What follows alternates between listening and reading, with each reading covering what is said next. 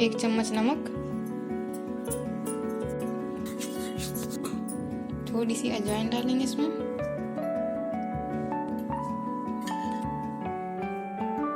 घी डालेंगे इसमें हम 1 चम्मच, 1 चम्मच और इसको हम हल्के हाथों से पहले सब मिक्स कर लेंगे।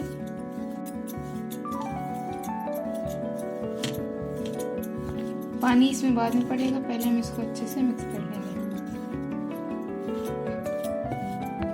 इसमें थोड़ा सा रिफाइंड हम और डालेंगे, रिफाइंड। इसको हम अच्छे से मिक्स कर लेंगे दोनों को।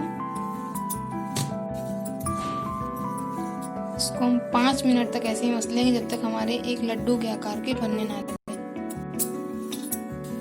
दोनों हाथों की मदद से इसे ऐसे रगड़ेंगे अच्छे से, जिससे ये अच्छे से मिक्स हो जाए। देखिए बनने लगे लड्डू हाथ में। ऐसे ही इस तरह का आपको बनाने हैं बिल्कुल। अब मैदे में हम गर्म पानी से इसको मारेंगे, गर्म पानी से हम इसको सान लेंगे थोड़ा थोड़ा करके। इसको हम ऐसे सानेंगे जिसमें कोई भी गुठली ना रह जाए इसमें अच्छे से। गर्म पानी इसलिए किया है क्योंकि इसमें गुठली ना रहे।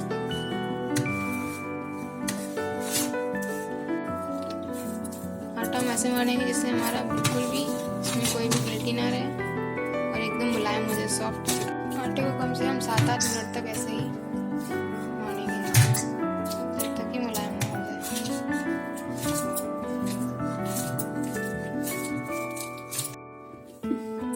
देखिए दोस्तों हमारा आटा एकदम गूंथ के तैयार हो चुका है,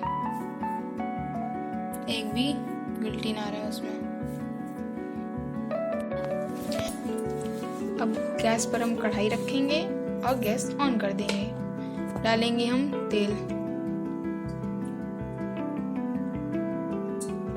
और हम इन सबको भून लेंगे। सबसे पहले डालें जीरा लेंगे, थोड़ी धनिया, काली मिर्च, सरसों और सौंफ, साथ में कसूरी मेथी भी।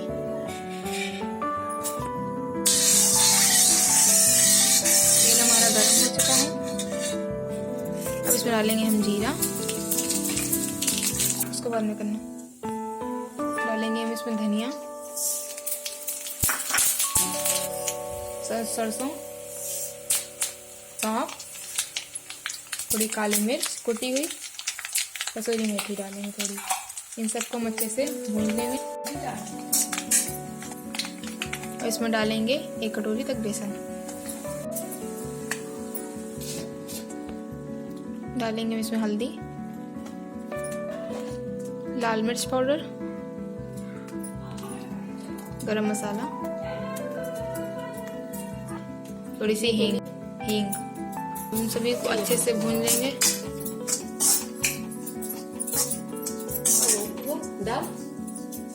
पहले इसको भूने।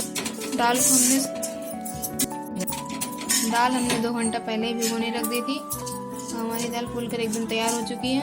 अब इसको हम इस मसाले में डाल देंगे। मसाला हमारा भुन चुका है। इसमें डालेंगे हम 1 कटोरी तक दाल जो हमने पहले फुलो के रख दी थी। इसमें डाल देंगे हम नमक 1 चम्मच तक, स्वाद अनुसार। 1 चम्मच आमचूर पाउडर डालेंगे। इसको हम लोग कोई पिसी खटाई भी बोलते हैं, मार्केट में आसानी से अवेलेबल हो जाती है। कम 1 कप तक पानी डालेंगे इसमें। थोड़ा पानी और दाल को हम अच्छे से मिक्स कर लेंगे मसाले को, जब तक कि हमारा मसाला अच्छे से सूप करने चाहिए। देखिए दोस्तों हमारी दाल एकदम तैयार हो चुकी है। स्टफिंग हमारी तैयार हो चुकी है बिल्कुल। गैस हम बंद कर देंगे और इसमें ही रखा रहने देंगे ठंडा होने के लिए, कम से कम 3-4 मिनट तक। इस तरह में, और उसमें बीच में रख देंगे रंगोली स्टफिंग, और एकदम जैसे कचौड़ी भरते हैं वैसे ही इसको ही भर देंगे।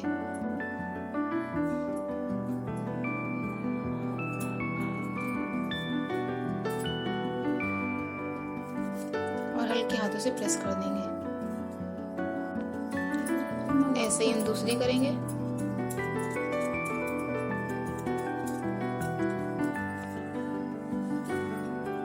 इस तरह हम सभी बना लेंगे।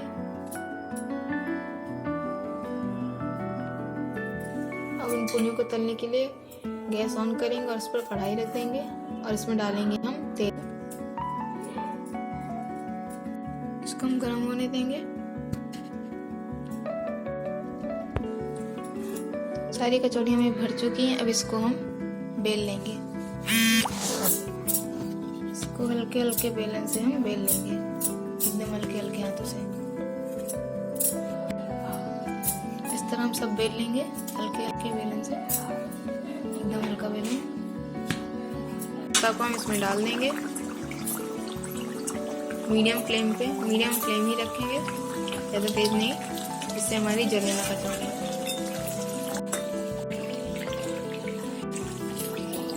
सभी कचौड़ियों को हम इस तरह सेक लेंगे एकदम। इस तरह हम सभी कचौड़ियों को मीडियम फ्लेम पे सेक लेंगे।